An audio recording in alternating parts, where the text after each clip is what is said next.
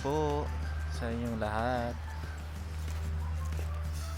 Ngayon dito po kami sa project ulit namin dito sa farm. Abang kami ng aming piping layout para sa electrical and tubero.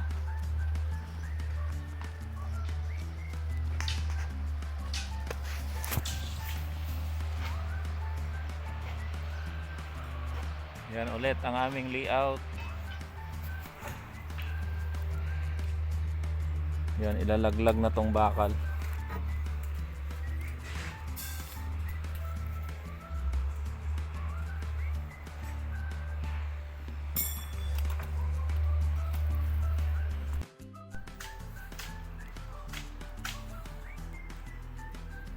Yan, umpisa na ibababa yung bakal.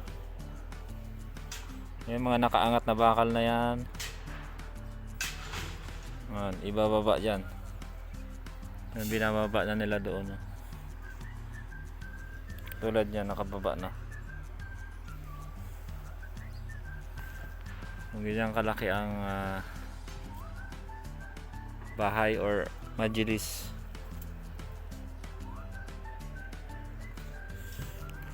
Yung doon sa una kong video doon yon. Tapos pangalawa na dito.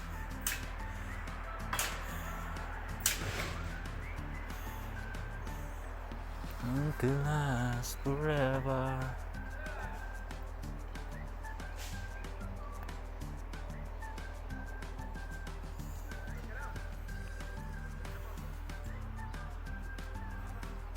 Daw.